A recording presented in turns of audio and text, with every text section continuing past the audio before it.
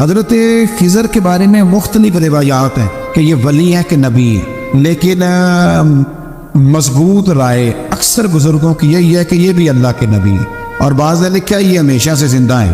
یہ دو اللہ کے نبی حضرت الیاس علیہ السلام اور حضرت خضر علیہ السلام یہ دونوں ہر سال حج میں بھی جاتے ہیں، ہر سال حج میں بھی جاتے ہیں، کیونکہ ایک روایت ملتی ہے کہ محبوب کریم علیہ السلام حج پہ گئے تو فرمایا میں الیاس اور خضر کو پہاڑوں سے اترتے ہوئے دیکھ رہا ہوں، تو جن کو اللہ نے کھلی آنکھیں دی ہوتی ہیں پھر انہیں زیارت بھی ہوتی ہے، انہیں یہ نظر بھی آتے ہیں۔ حضرت خضر علیہ السلام کو اللہ نے علم لدنی عطا فرمایا۔ یہ علم لدنی اللہ جس کو اپنے پاس سے عطا کر دے اس کو علم لدنی کہتے ہیں۔ حضرت موسیٰ علیہ السلام نے ایک دن تقریر کرتے ہوئے کسی نے پوچھا کہ آپ سب سے بڑے عالم ہیں، فرمایا الحمدللہ۔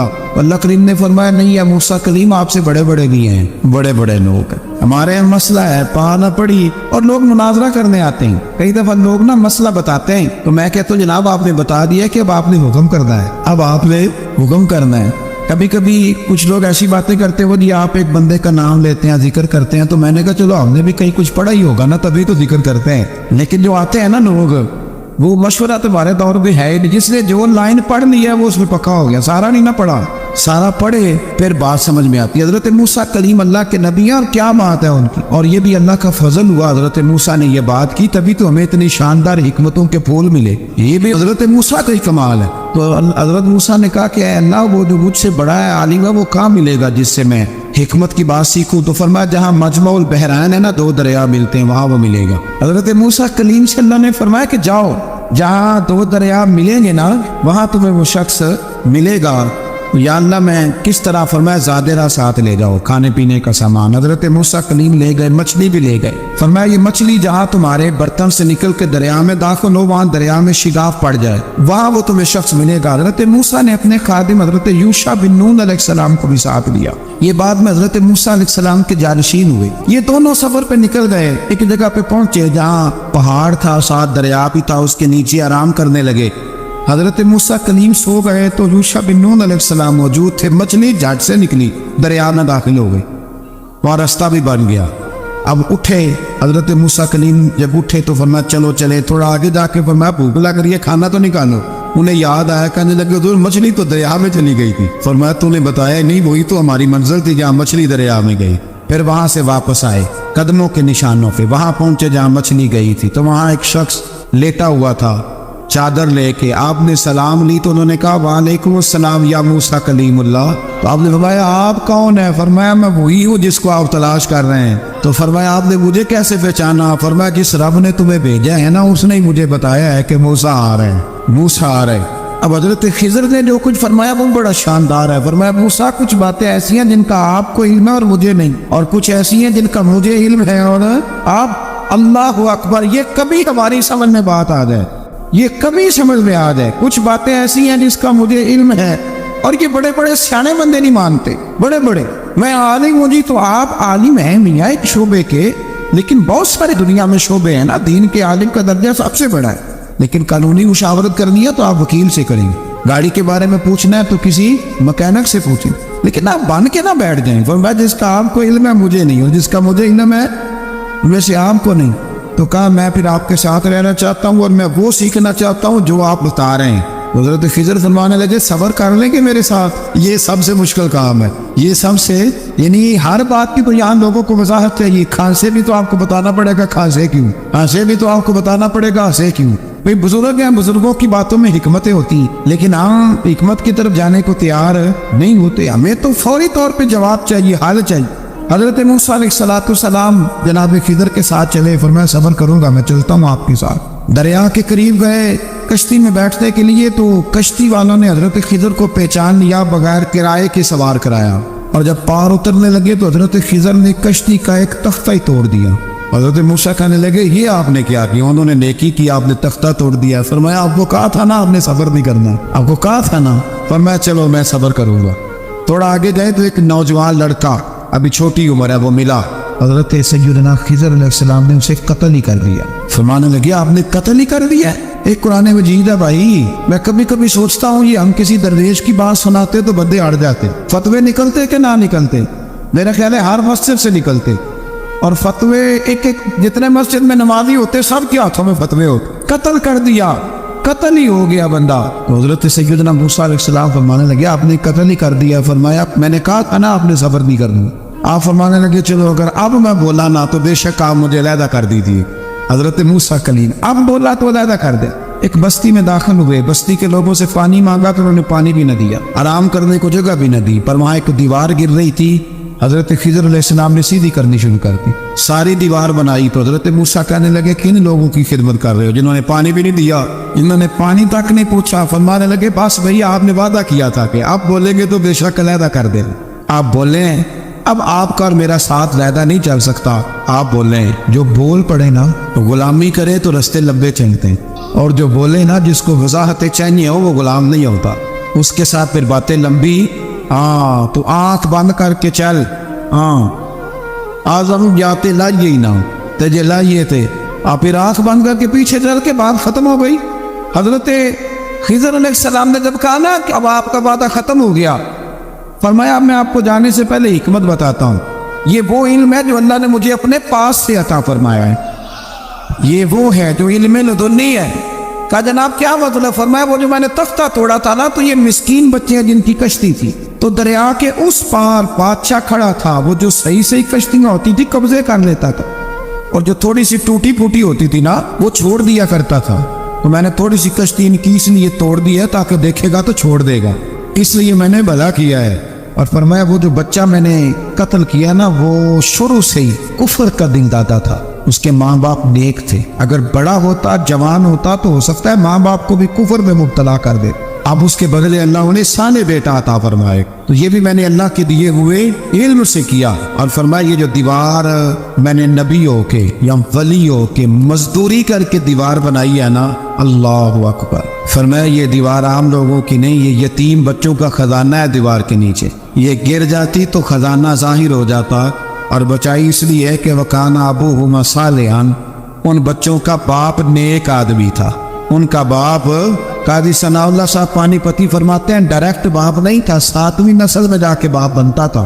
سن لے یہ بھی بات، ایک بندہ نیک ہو تو اس کی 7 نسلوں تک رب خزانوں کی بھی حفاظت فرماتا ہے۔ اب آپ اندازہ فرمائیں کہ بات کتنی دور تک جاتی ہے۔ بزرگوں کی باتوں میں نا حکمتیں ہوتی ہیں، دانائیاں ہوتی ہیں، یہ طریقت کے جو لوگ ہوتے ہیں انہیں سبق یہ دیا جاتا ہے کہ آمنا و صدقنا، ماننا ہے اور تصدیق کرنی۔ آپ خوبصورت زندگی بنائیں، اپنے آپ کو آگے لے کر کے جانے کی کوشش کریں، اور اللہ تو بندے کے گمان کے قریب ہے، اس طرح کا انسان ذہن بناتا ہے رب کریم اتنا ہی اس بندے پہ فضل کرتا ہے۔ اچھی امیدیں وابستہ کریں، خوب محنت کریں، خوب، مطلب یہ کہ سست پڑنا، اٹھتا ہوں چلتا ہوں دیکھتا ہوں کرتا ہوں، کوئی ہو ہی جائے گا کوئی پہنچ ہی جائے گا، یہ کمزور لوگوں کی علامت، یہ کمزور لوگوں کی۔ حضرت حسن بصری رحمۃ اللہ علیہ ایک مثال دے کے بڑی بات کو خوبصورت کرتے ہیں، کہتے ہیں کہ نوجوان مجھے ملا تو کہنے لگا حضرت جی آج میں نے عجیب نظارہ دیکھا ہے، ایک شیر نے شکار کیا ہے ایک بکری کا، تو اس نے کافی سارا خود کھایا اور باقی منہ میں پکڑ کے ایک پہاڑی پہ چڑھا ہے، وہاں ایک نابینا لومڑی بیٹھی تھی، باقی کا اس نے اس کو کھلایا ہے شکار۔ تو میں سوچتا ہوں رب کریم تو بندہ نابینا بھی ہو گھر میں بھی بیٹھا ہو تو اس کو رزق پہنچا ہی دیتا ہے۔ تو خواجہ حسن بصری رحمۃ اللہ علیہ مسکرا پڑے، کہنے لگے میاں تم نے لومڑی بننے کا پروگرام بنایا، شیر بننے کا کیوں نہیں بنایا؟ تم نے یہ ذہن بنایا کہ گھر میں نابینا بن کے بھی کوئی بیٹھ جائے تو روٹی پہنچ جاتی ہے، تو یہ ذہن کیوں نہیں بنایا کہ شیر بنتا ہوں، شکار کرتا ہوں، کھاتا بھی ہوں کھلاتا بھی ہوں۔ جدوجہد کریں، محنت کریں، آگے بڑھیں، ہمت کریں۔ میرے رسول کریم صلی اللہ تعالیٰ علیہ وآلہ وسلم کے صحابی حضرت سیدنا کعب رضی اللہ تعالیٰ عنہ ارشاد فرماتے ہیں کہ ایک شخص نبی پاک صلی اللہ علیہ وسلم کے سامنے سے گزرا، تو صحابہ کرام علیہم رضوان نے اس کی چستی دیکھ کر، بڑا چست نوجوان تھا، بڑا تیز چل رہا تھا، اس کی چستی دیکھ کے صحابہ نے کہا کاش اس کی چستی اللہ کے راستے میں ہوتی، یعنی عبادت میں لگا ہوا ہوتا یا جہاد میں لگا ہوا ہوتا، کاش اس کی چستی اللہ کے راستے میں ہوتی۔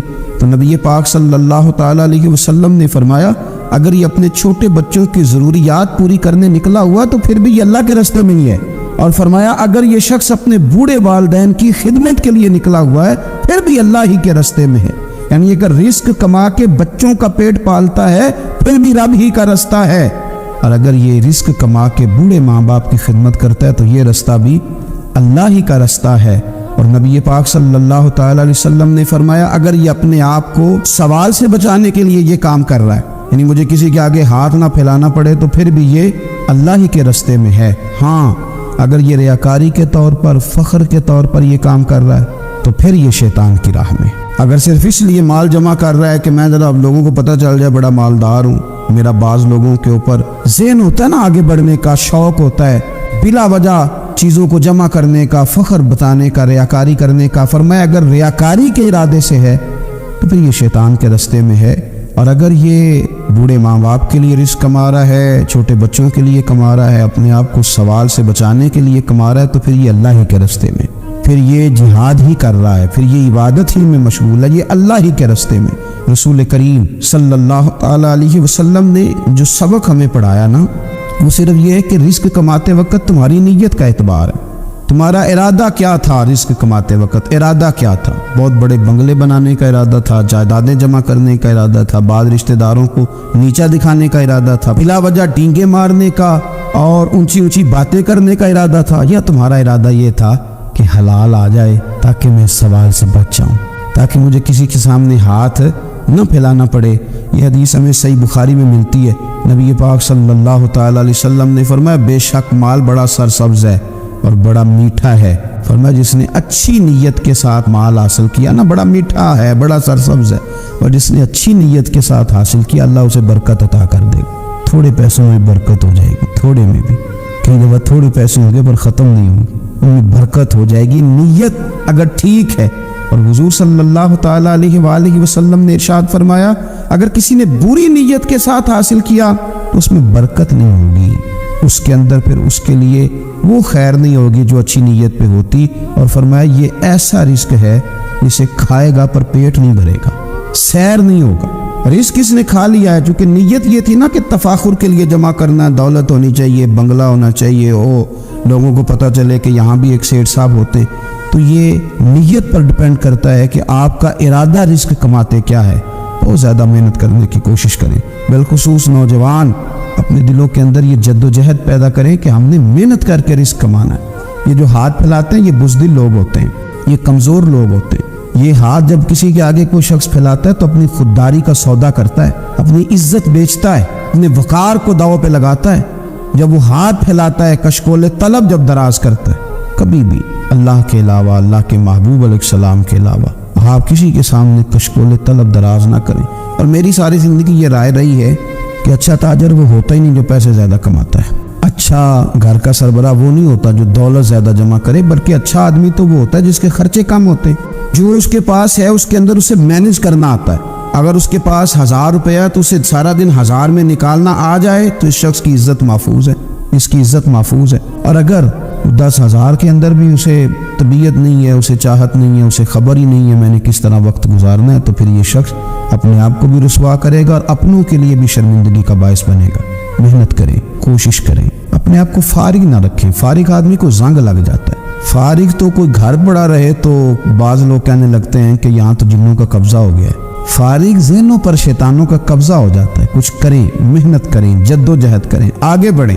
ہمارے بزرگ فرماتے کہ پانی چل رہا ہو تو وہ پاک ہوتا ہے، اگر کھڑا ہو جائے تو پھر اس کے پاک ہونے کا مسئلہ بدل جاتا ہے۔ چلتے رہیں، حرکت کریں، جد و جہد کریں، آگے بڑھیں، ہمت کریں۔ جو لوگ ہمت کرتے رب تعالیٰ ان کی مدد کرتا ہے۔ آپ تجارت کریں، حضور صلی اللہ علیہ وسلم نے تجارت فرمائی، نبی پاک صلی اللہ علیہ وسلم نے تجارت فرمائی۔ کتنا بڑا درجہ حضور نے ارشاد فرمایا۔ اللہ کے پیارے محبوب صلی اللہ تعالیٰ علیہ وسلم ارشاد فرمانے لگے، یہ حدیث پاک آپ کو ترمذی میں اور دیگر کتابوں میں ملے گی۔ فرمایا جو تاجر سچا ہوگا نا، تجارت کرے پر سچ بولے، سودا جو ہے وہی بتائے، سچا جو تاجر ہوگا اسے اللہ تبارک و تعالیٰ قیامت کے دن نبیوں، صدیقوں اور شہیدوں کے ساتھ جگہ عطا فرمائے گا۔ اور اتنا بڑا درجہ، یعنی اسے صدیقین کے ساتھ کھڑا کر دیا، شہداء کے ساتھ، حالانکہ وہ شہید نہیں ہوا، یہ تو دکان کرتا رہا وقت پہ، اللہ نے اسے اپنے انبیاء کے ساتھ جگہ دے دی۔ اس کا مطلب ہے رب صرف مسجد میں نہیں ملتا، دکان پہ بھی مل جاتا ہے۔ شرط یہ ہے کہ دیانتداری کے ساتھ تجارت کی جائے، دیانتداری کے ساتھ۔ ایک تو یہ کہ یہ کام کرے، پھر یہ کہ بہت سارے صحابہ کھیتی باڑی کرتے تھے، بہت سارے صحابہ، اور حضور صلی اللہ تعالی علیہ وسلم نے فرمایا اگر تم نے کوئی درخت لگایا، پودا لگایا، تو جو بھی جاندار اس سے نفع حاصل کرے گا اللہ تمہیں اس کا اجر عطا کرے گا۔ کوئی بھی آپ کھیتی باڑی کریں، محنت کریں، جدوجہد کریں، پھر اس سے آگے ہاتھ سے مزدوری کرنا ہے، ہاتھ سے مزدوری۔ میرے دادا جان کا انتقال، ان کی عمر 90 سال سے زیادہ تھی جب وہ دنیا سے گئے تھے۔ تو آخری دن غسل کے بعد جب میں نے ان کے ہاتھ کو کھولا تھا تو تب بھی ان کے ہاتھوں پر محنت کے نشان تھے، ابھی بھی ان کے ہاتھوں پہ چھالے تھے، وہ جو پکے پڑ گئے تھے نا وہ ساری زندگی رہے میرے والد صاحب کے ہاتھوں پہ ہمیشہ، کیونکہ دامان توکل کی یہ خوبی ہے کہ اس پر پیوند لگے ہوتے پر دھبے نہیں ہوتے۔ محنت آپ کریں، محنت کے نشان ہونے چاہیے، کرپشن کے داغ نہیں ہونے چاہیے۔ آپ تھک جائیں کام کرتے، لیکن میرے بھائی اس طرح نہ ہو کہ لوگ، میں نے کئی دفعہ کہا ہے کہ روب کپڑوں کا نہیں ہوتا، روب تو کردار کا ہوتا ہے۔ کروڑوں روپے کا آپ مکان بنا لیں، گاڑی خرید لیں، لیکن آپ کا پیسہ کرپشن کا ہے تو لوگ دروازے کے سامنے کھڑے ہو کے کہتے ہیں 2 نمبر طریقے سے کمایا۔ لیکن چھوٹا سا کوئی ملازم ہو کسی دفتر میں، ہو دیانتدار، تو لوگ دروازے کے سامنے بڑا افسر بھی کھڑا ہو کے کہتا ہے یار یہ بندہ نہ رشوت لیتا ہے نہ ناجائز سفارش سنتا ہے، اس سے ذرا احتیاط سے بات کرنی ہے۔ تو بتلائیے روب کپڑوں کا ہے کہ کردار کا ہے، دولت کا ہے کہ کردار کا ہے؟ کردار کی عظمت ہوتی ہے۔ اس لیے میرے نبی پاک صلی اللہ تعالی علیہ وسلم نے فرمایا کسی بندے نے بھی، یہ بخاری ہے، حضور فرماتے ہیں کسی نے بھی اپنے ہاتھ سے زیادہ بہتر کھانا کوئی نہیں کھایا، اپنے ہاتھ کی کمائی سے زیادہ بہتر کسی بندے نے کھانا نہیں کھایا۔ اور فرمایا اللہ کے نبی حضرت داؤد علیہ السلام اپنے ہاتھوں سے کمائی کر کے کھایا کرتے تھے، اپنے ہاتھوں سے محنت کر کے کھاتے تھے۔ سب سے بہترین کھانا آپ وہ کھاتے ہیں جب آپ اپنے ہاتھوں سے محنت کرتے ہیں، مشقت کرتے ہیں، آپ کوشش کر کے جو کھانا آپ محنت کر کے کماتے ہیں۔ یہ مزدور بڑے شاندار لوگ ہوتے ہیں، یہ کسان بڑے شاندار لوگ ہوتے ہیں۔ میں نے دیکھا ہے رات کی تنہائیوں میں اٹھ اٹھ کے کھیتوں کو پانی لگاتے، میں نے ان کو جانوروں سے پیار کرتے دیکھا ہے، ان کو محبت کرتے دیکھا ہے۔ میں نے دیکھا ہے کہ یہ بہت سارے دنیاوی تکلفات سے نکل جاتے ہیں، ان کو زیادہ فکر نہیں رہتی کہ میرے کپڑوں پہ دھبے ہیں کہ یہاں کس طرح کا ماحول ہے۔ میں نے دیکھا ہے کہ ان کی عیدیں تک اپنے جانوروں کے ساتھ گزرتی ہیں، ان کے ساتھ وقت گزارتے ہیں، پیار کرتے ہیں۔ آپ جب محنت کا ارادہ کرتے ہیں تو اللہ بڑا نوازتا ہے۔ اپنی زندگی محنت والی، جد و جہد والی بنائیں، اور یاد رکھیں ہماری سوسائٹی کے اندر اتنے زیادہ غم نہیں ہے، سب سے زیادہ پریشانی یہ ہے کہ جوان سست ہو گئے۔ علامہ اقبال نے کہا تھا لہو مجھ کو رلاتی ہے جوانوں کی تن آسانی۔ جوان اصل میں کمزور ہو گئے، اس لیے خرابی زیادہ بڑھ گئی۔ اگر جوان تازہ دم ہوں، سستی کو چھوڑیں، آگے بڑھنے کا جذبہ پیدا کریں، اٹھ باندھ کمر کیوں ڈرتا ہے، پھر دیکھ خدا کیا کرتا ہے۔ کوشش کریں، ہمت کریں، محنت کے ساتھ رزق کمائیں، اپنوں کا سہارا بنیں، اپنوں سے پیار کریں۔ اتنے زیادہ غریب لوگ نہیں ہیں ہمارے ہاں، صرف یہ ہے کہ جو محنت کر سکتے ہیں انہوں نے محنت چھوڑ دی ہے۔ سورہ ابراہیم کی پہلی آیہ مبارکہ میں فرمایا کہ الف لام را کتاب انزلناہ الیک لتخرج الناس من الظلمات الی النور۔ فرمایا اے محبوب علیہ السلام، یہ کتاب ہم نے آپ پر نازل کی ہے تاکہ آپ لوگوں کو اندھیروں سے نور کی طرف لے جائیں، تاکہ آپ لوگوں کو اندھیروں سے نکال کے نور عطا فرما دے۔ بِإِذْنِ رَبِّهِمْ إِلَىٰ صِرَاط، اور اپنے رب کے حکم سے اپنے رب کے رستے کی طرف لوگوں کو لے دے۔ العزیز الحمید، وہ رب جو بڑا غالب بھی ہے اور جو حمد کیا گیا ہے، جس کی حمد کی جاتی، اس کے رستے کی طرف آپ لوگوں کو لے جائیں۔ من الظلمات الی النور، لوگوں کو اندھیروں سے نکالے اور ظلمات سے نکال کے انہیں نور دے۔ ہمارے مفسرین کرام نے یہاں لکھا ہے کہ یہ دیکھ لیں کہ قرآن مجید نے ظلمات، اندھیرے جب بیان کیے تو جمع کا صیغہ استعمال کیا، اور جب الی النور کہا تو واحد کا صیغہ استعمال کیا۔ ظلمات زیادہ ہیں اور نور ایک ہے، اندھیرے زیادہ ہیں اور روشنی ایک ہے۔ معنی کیا ہے کہ کائنات میں جتنے بھی اندھیرے ہیں ان سب سے دور کرنے والی روشنی ایک ہی ہے جو مدینے والے رسول کے پاس موجود، جو نبی پاک صلی اللہ علیہ وسلم کی بارگاہ میں موجود ہے، جو حضور کے پاس موجود ہے۔ یہ روشنی ایک ہی ہے، اندھیرے بے شمار ہیں، کثرت سے اندھیرے ہیں۔ ایک اندھیرا کفر کا ہے، ایک اندھیرا نفاق کا ہے، ایک اندھیرا جہالت کا ہے، ایک اندھیرا غربت کا ہے، ایک اندھیرا تنہائی کا ہے، ایک اندھیرا مایوسی کا ہے۔ یہ سارے اندھیرے نکلیں گے کیسے؟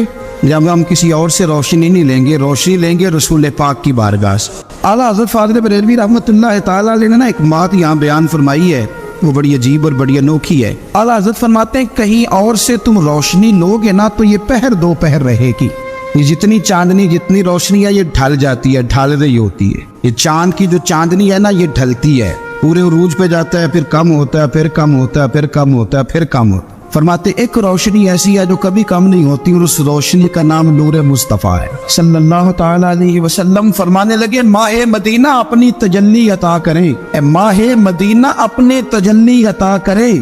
یہ ڈھلتی چاندنی تو پہر دو پہر کی ہے، یہ جو ہمارے پاس چاند کی چاندنی ہے یہ تو ڈھل رہی ہے، پہر دو پہر رہے گی.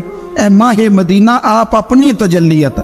یا رسول اللہ ایک اندھیرے سے نکلیں گے دوسرے میں گم ہو جائیں گے، دوسرے سے نکلیں گے تو پتہ نہیں کون سا راستہ ملے گا، آپ مہربانی کریں.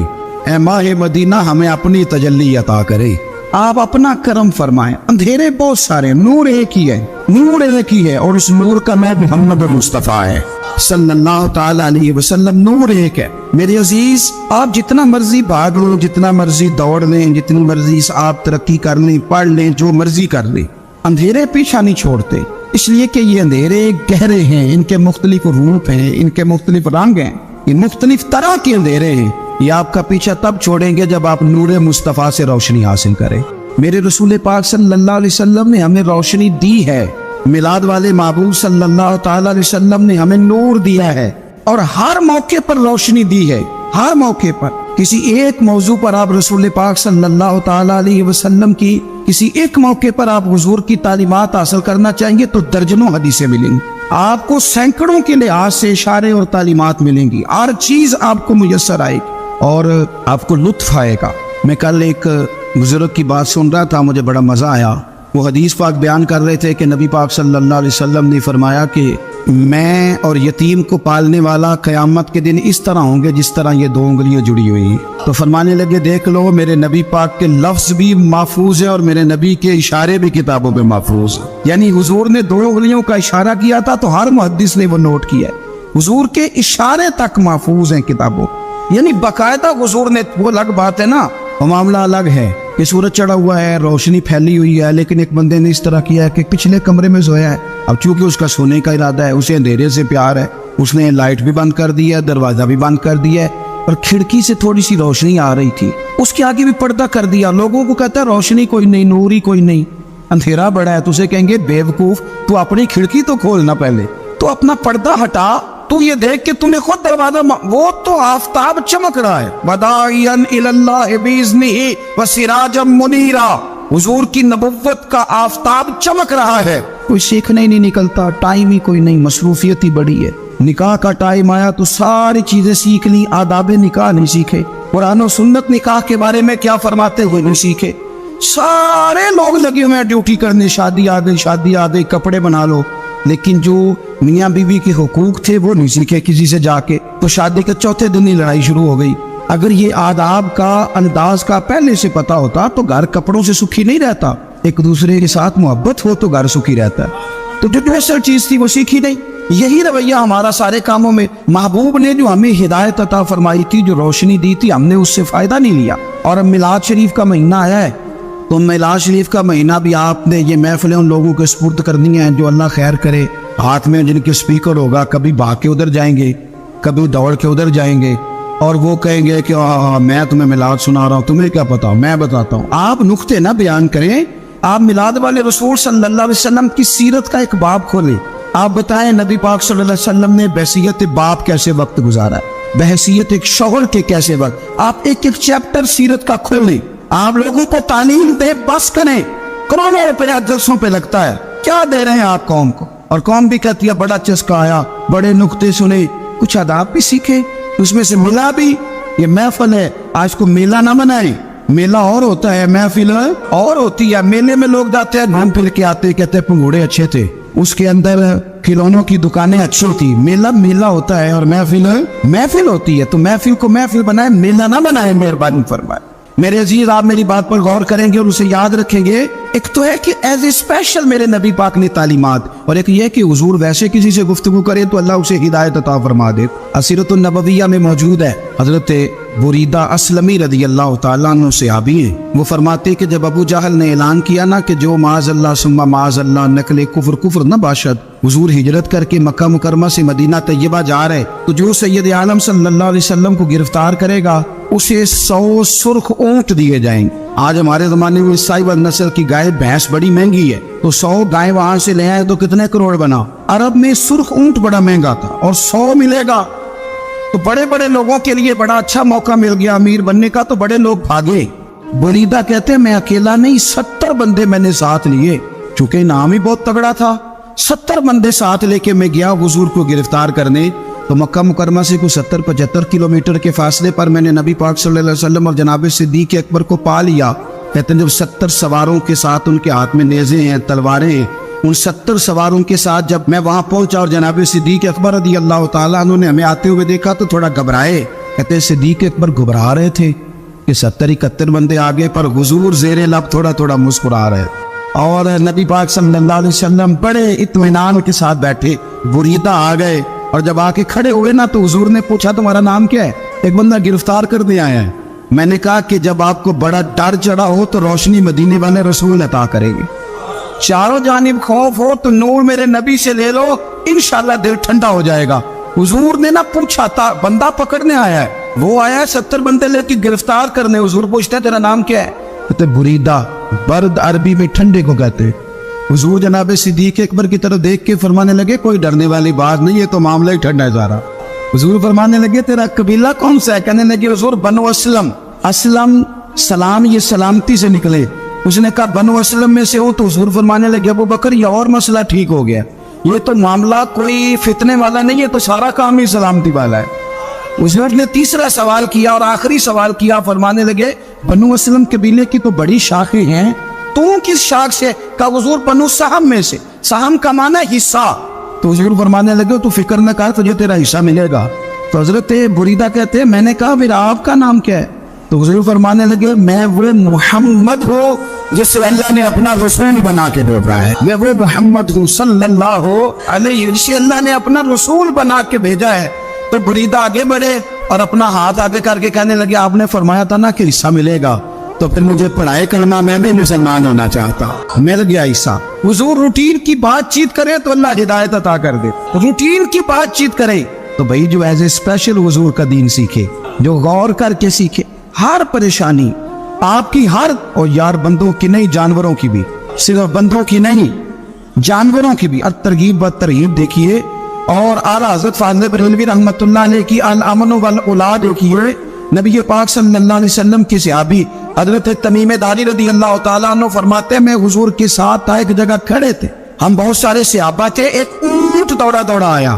اس نے نہ پہلے حضور کی قدم چومے, پھر کان میں کچھ کہا اونٹ نے. تو حضور فرمانے لگے تو فکر نہ کر, اگر تو سچا ہے تو تیری مدد ہوگی, اور اگر تو جھوٹا ہے تو تجھے تیرے جھوٹ کی سزا ملے. یعنی میں کیسے اس بندے کو سمجھاؤں, میں کیسے اسے سمجھاؤں. کمیٹی ڈال کے رو کے درد سے ادھار لے کے کوئی مدینے گیا, اور مرنا بندہ اور اس کی تڑپ ہے کہ میں سونے کو اپنے دکھ سناؤں. تو وہ کھڑا ہوا تو ایک صاحب اسے کہنے لگے یہ معاذ اللہ سنتے نہیں, تو کس کو سنا رہا ہے؟ چپ کر, کنٹرول کر اپنی زبان کو. اگر دین نہیں آتا تو نبی پاک سے محبت کرنے والوں کے دل نہ توڑ. جو رسول اونٹوں کی بولیاں بڑے خوب طریقے سے جانتے ہیں وہ اپنی غلاموں کی باتوں کو نہیں سنتے. یہ تمہیں کیسی بات کر دی؟ اعلیٰ حضرت کہتے ہیں لب واہ ہے, آنکھیں بند ہیں, پھر بھی پھیلی ہیں جھولیاں. کہتے ہیں لب کھلے ہیں, آنکھیں بند ہیں, اور میری جھولی پھیلی ہے. میری جھولی, پتہ نہیں آپ کو بھی اتنا ہی مزہ آ رہا ہے جتنا مجھے آ رہا ہے, یہ عام سوچتے ہیں. کہتے ہیں لب واہ ہیں, آنکھیں بند ہیں, پھیلی ہے جھولیاں. یہ بریلی کے امام شعر بھی لکھتے, ساتھ ساتھ مزہ بھی لیتے. آپ ذرا اندازہ کیجیے بات کرنے کا. کہنے لگے میں کھڑا ہوں حضور کی جالی کے سامنے, اور کیفیت میری یہ ہے کہ لب واہ ہے, آنکھیں بند ہیں, پھیلی ہے جھولیاں. حضور کچھ آیا بھی ہے, اعلیٰ حضرت کچھ ملا بھی ہے. اب دیکھیں کسی کے سوال سے پہلے جواب دیتے, کہتے ہیں لب واہ ہے, آنکھیں بند ہیں, پھیلی ہے جھولیاں, اور کتنے مزے کی بھیک تیرے پاک در کی ہے. کتنے, خالی بھیک نہیں ملی, مزہ بھی بڑا ہی آیا ہے. یعنی وہاں سے لینے کا, بھیک لینے کا مزہ بھی, خود بھیک دے خود ہی کہے منگتے کم بھلا ہو. یہ تو شعر ہے نا, تھوڑا سا بندہ پڑھا لکھا ہو تو سمجھ میں آتے ہیں. تو دیسی بندے بھی بڑی باتیں, میں نے آپ کو پہلے بھی بتایا تھا, اور وہ بات مجھے بڑا مزہ دیتی ہے. میں پہلی دفعہ حاضر ہوا تو ایک بابا جی کو نا, وہ جن کی وہاں ڈیوٹی ہوتی ہے نا پولیس والے, وہ دھکے دے رہے, یلا جی نکل, وہ تو دھکے دے رہے. تو بابا میرے آگے آگے، بابا اسے کیا کہتا، کہتا تیری خیر ہوئے پہرے دارا روزے دی جالی چوم لین دے۔ ایک دفعہ نہیں 2-4 دفعہ بابا جی نے کہا۔ تو کئی دفعہ ہم کسی کو مسئلہ تو بتاتے ہیں لیکن وہ بندہ تو ذوق میں ہوتا ہے نا، اور وہ جو مسئلہ بتاتا ہے وہ نرالا ہوتا ہے۔